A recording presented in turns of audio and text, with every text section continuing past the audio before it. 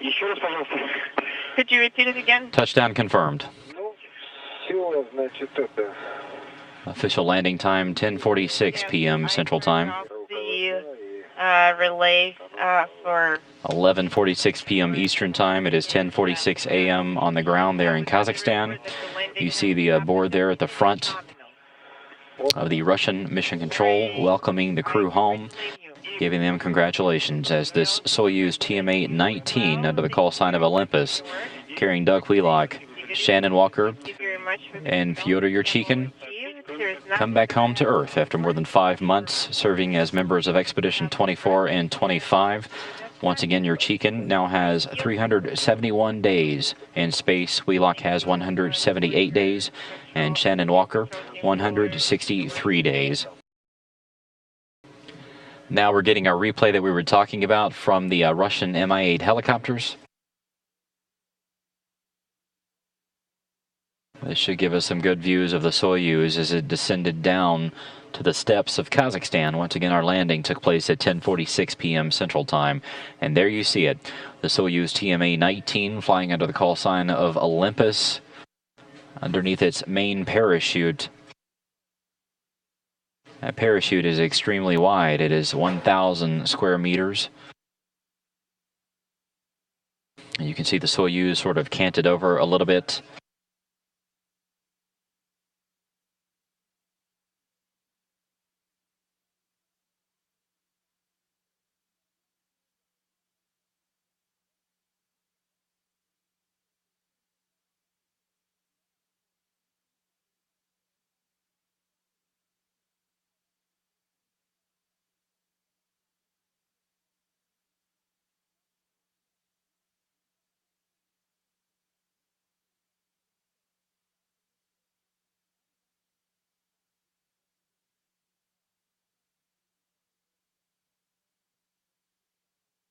And there's a shot after the Soyuz was down on the ground and the parachute had followed it.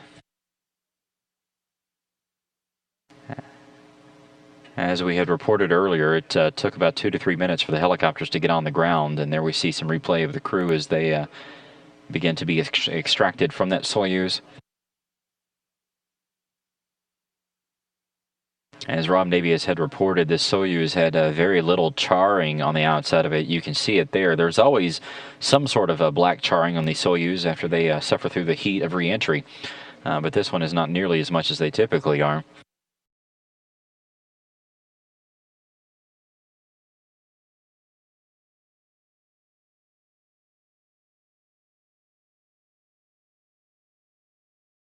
We now have a second crew member out, and we're waiting for that crew member to be brought right past us. And let's see. This is going to be Shannon Walker. Shannon Walker going right past us to her chair. So Doug Wheelock remains inside in the right seat. He'll be extracted just a short time from now, but Shannon Walker now out of the spacecraft in her reclining chair and being tended to by the recovery forces and her flight surgeon, Shannon Moynihan, who's nearby. Shannon appears to be in good shape as well. No issues. And Rob, they really are getting these crew members out fairly fast. Like we talked about, these operations already very quickly, but they're working on overtime this time. It's fairly impressive. It takes just a little bit more time than if a spacecraft, a Soyuz spacecraft, lands upright, of course, because the crew members, depending on the amount of roll that the spacecraft had once it went over onto its side, are not in the optimum orientation relative to their restraining straps. So they have to carefully remove those straps and get the crew members out after a bit of acclimation to Earth's gravity, but it's all part of the process, and Shannon Walker looks to me to be in good shape as we await the extraction of Doug Wheelock to complete that process. Yeah, you mentioned whenever they pull the crew members out, whenever the Soyuz is upright. That's what happened with Tracy Caldwell Dyson here just a few weeks ago. Whenever she came back, the Soyuz landed on its bottom and stood upright. And it's interesting to see how the Russians do it, because they affix almost what looks like a slide to the side of the spacecraft, and they literally slide the crew members down to get them out.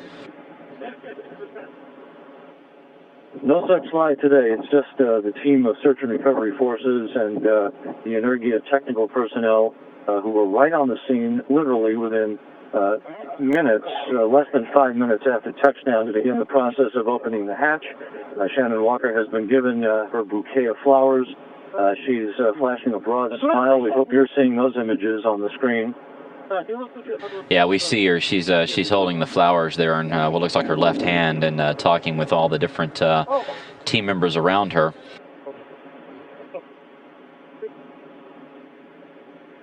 Well, they're making sure that the crew members are bundled up because it is a bit chilly out here. They will not be in their chairs for very long. Shannon Walker flashing me a smile and a wink of the eye.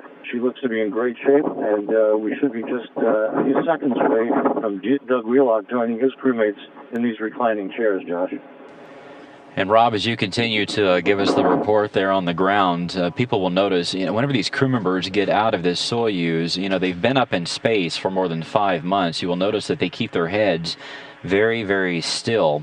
The reason for that, obviously, is because their bodies and their inner ears are not quite used to the gravity yet, so they keep their heads still so they don't get dizzy or get lightheaded or anything like that. So that is why you see the crew members sitting fairly still as they sit there in those reclining chairs. Well, that is part of the protocol, of course, and the condition that they return to Earth in is also part of the testimony to the incredible array of exercise equipment that exists up on the International Space Station. Daily exercise, no exceptions, about 2 hours of exercise a day to make sure that their muscles are toned, that their cardiovascular systems remain in good shape during the absence of gravity for the 5.5 to 6 months for each of their flights. So, in fact, they're in pretty good shape when they come down, despite the requirement, obviously, to acclimate to a gravity environment after almost a half year of weightlessness. Doug Wheelock is now out of the Soyuz, and the team is about to carry him over to this reclining chair. We'll get a glimpse of him just moments from now. Here he comes, right in front of me. He'll be moving right past me into his reclining chair. He's waving, flashing a big smile as they put him into his chair. And we'll get a moment with him just a second or two from now. But today's reentry went by the book, Josh. It was textbook. It'll be interesting to talk to Doug to get him to compare the shuttle reentry to the Soyuz reentry. We've been talking about the fact that he flew on STS-120 back, I guess, 3 years ago, almost to the day, really. It was in October of 2007, I believe. And to compare the two reentries, I'm sure that they are radically different from each other. Yes, in fact, and of course, quite an eventful increment for Doug Wheelock as he performed those 3 spacewalks with Tracy Caldwell Dyson to replace the failed pump module on the International Space Station in one of the true seminal moments of that increment that restored full power to the International Space Station. Wheelock getting his blood pressure taken, which is customary by the team of Russian nurses and the medical team that's on hand here. But the NASA flight surgeon, Shannon, Moynihan, is by Shannon Walker, and Dr. Bob Haddon, the flight surgeon, is with Doug Wheelock, but he looks to be in great shape. Yeah, we see Wheelock smiling at the camera now. He looks phenomenal.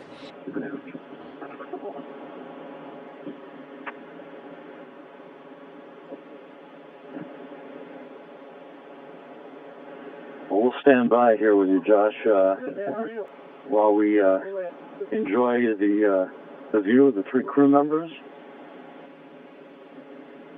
But Expedition 25, which began on the cusp of summer with a mid-June launch from the Baikonur Cosmodrome in Kazakhstan, ends in flawless fashion on the cusp of winter here on the north central steppe of Kazakhstan with a bullseye landing by the Soyuz TMA-19.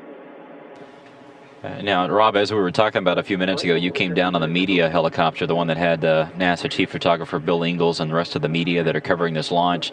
What a lot of people don't realize is that that is one of the first helicopters that actually heads back toward Kustanai, so that all the media and all the photographers can sort of pre-stage themselves. Typically, the timeline would mean that that helicopter would leave within literally 15 to 20 minutes after the crew has been extracted. Do you think that that will still be the case today? Well, I'll get to that in a minute, Josh, but courtesy of Roscosmos, we're going to ask Doug a question or two here. Doug, welcome back. How do you feel? How was the descent?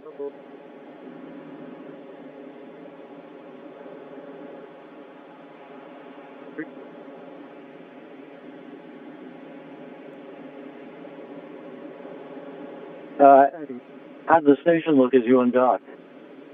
Yeah. We were able to greatly raise the altitude.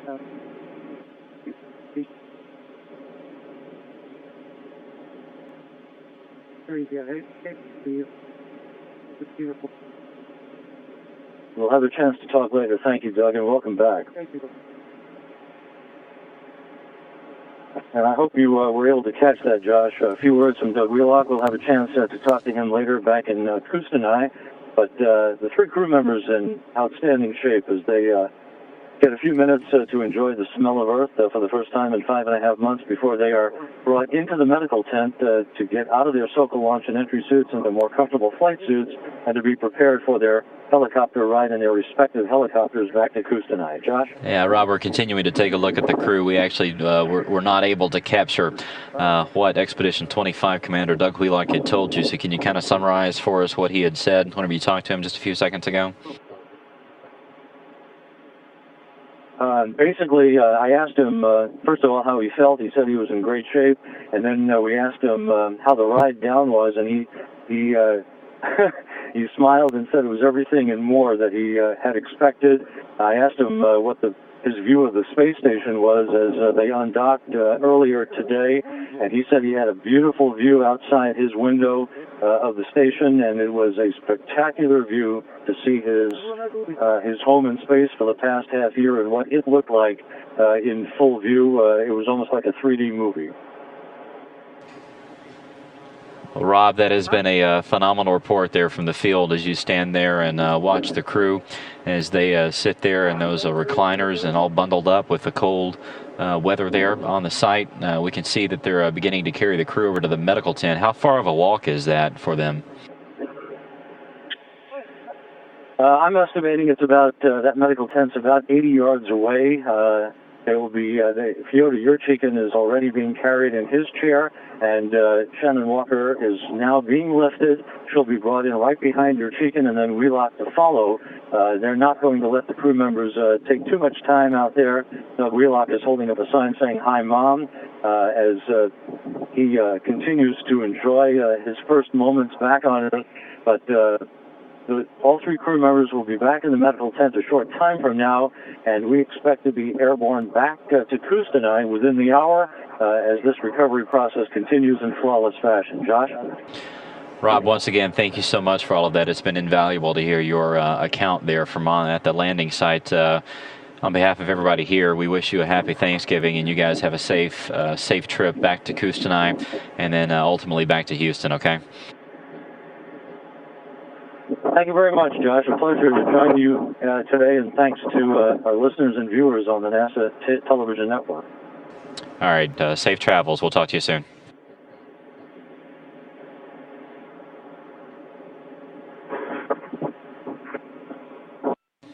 Once again, that was a NASA Public Affairs Officer, Rob Navius, who is there with the landing team on site. This Soyuz TMA-19, the recovery process continues. They're in the process of moving all three of the crew members over to the medical tent. This is a large orange inflatable tent that is just a few yards away from the capsule itself. As Rob and I were talking about, the Russians make a very quick work of all this, but especially whenever the weather is like it is and it's very cold, they want to get the crew members off into the warmer environments of that medical tent fairly quickly. Once again, our official times tonight. The hatches were closed at 4:14 p.m. Central Time. The undocking took place at 7:23 p.m. Central Time. The deorbit burn began at 9:55. It wrapped up at 9:59. And then our landing took place at 10:46 p.m. Central Time, wrapping up a fairly smooth re-entry and landing by these two astronauts and cosmonaut.